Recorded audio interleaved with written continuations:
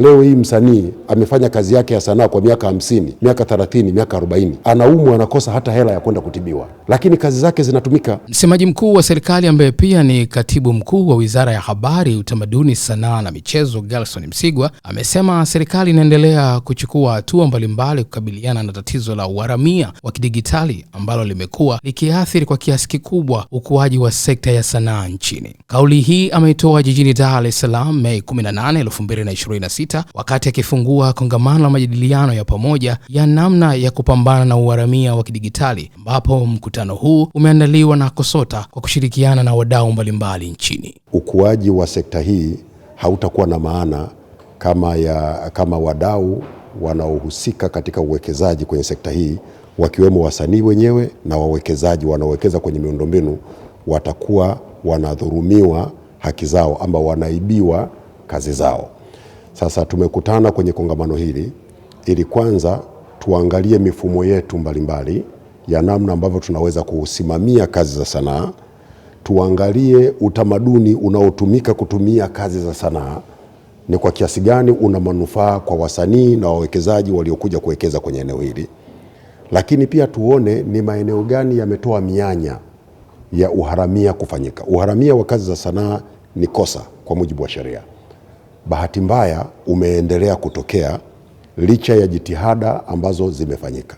Kwa serikali, kwa kushirikiana na wadau, tumeona tukutane leo, kwanza tupitie upya mazingira yetu ya kazi na namna ambavyo tunakabiliana na changamoto hii, na tukubaliane namna gani tutafanya kututoa kwenye eneo hili.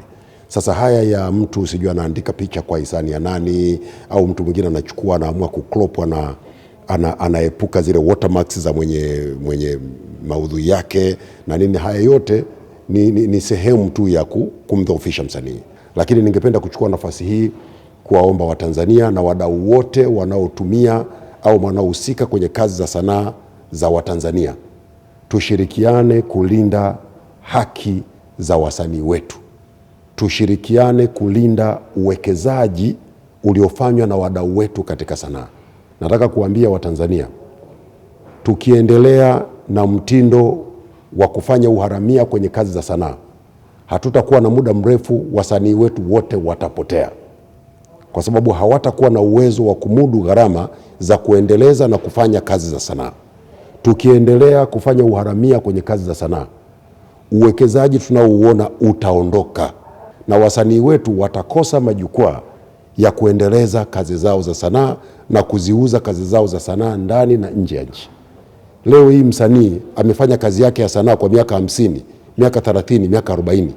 Anaumwa, anakosa hata hela ya kwenda kutibiwa, lakini kazi zake zinatumika.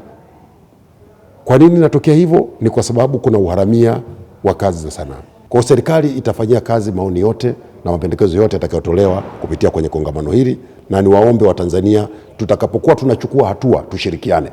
Wakati wa nyuma ilikuwa ni rahisi, mtu atatumia link, wataangalia mpira, lakini sasa ni namna gani ambapo tunaenda kufunga zile link ili mtu aweze kununua au kulipia aweze kuona mpira, badala ya kupata zile tovuti haramu au zile link ambazo ni haramu, sio halali, za kuangalia mpira.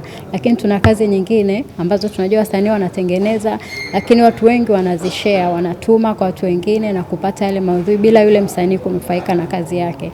Kwa hiyo pia tutasimamia katika upande huo kuhakikisha kwamba kazi zinazosambazwa ni halali, lakini pia mwenye kazi yake naye ananufaika na ile kazi ambayo ameitengeneza. Kwa hiyo kupitia kongamano hili tutapata uelewa pamoja, wale watumiaji lakini na wale wanaotengeneza maudhui, kuhakikisha namna gani tutapambana na uharamia. Sio kazi ya KOSOTA peke yake, lakini na msanii mmoja na wale wote wanaotumia zile kazi, kuhakikisha tunashirikiana na kupambana na uharamia. Kama jeshi la polisi, jukumu letu kubwa sana ni kuhakikisha kwamba tunaliweka anga la kimtandao linakuwa salama sana. Kwa hiyo ni sehemu ya jinai. Ukiangalia sheria ya mwaka 2015, sheria yetu ya makosa mtandao, kile kifungu namba 24 kimeelezea kabisa kwamba ni kosa la kijinai kuweza kudukua au kudurufu haki miliki za wasanii. Kwa hiyo of course tunaweka mikakati mikubwa na tunafanya operation nyingi, na kesi nyingi ziko polisi imeripotiwa na zinafanyia uchunguzi.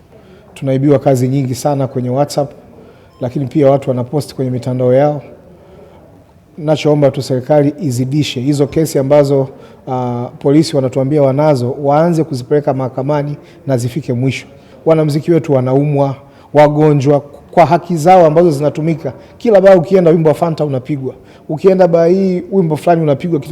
Kwa hiyo sasa tunachoomba kwamba wazifikishe kesi zetu mwisho. Tunashukuru sana KOSOTA, tunashukuru wizara, wao wana utayari, lakini wao sio polisi, wao sio mahakama. Kuona vyombo vingine navyo vitusaidie. Msiba wetu ni mkubwa, tuko Watanzania wengi sana. Watanzania milioni 1 tu wakinunua kazi kwa shilingi 5,000, msanii anapata bilioni 5. Sasa katika milioni 60-65 ambao tuko katika nchi hii, milioni 1 tu wanunue, watatuondoa kwenye umaskini. Waandishi, mtupelekee kilio chetu,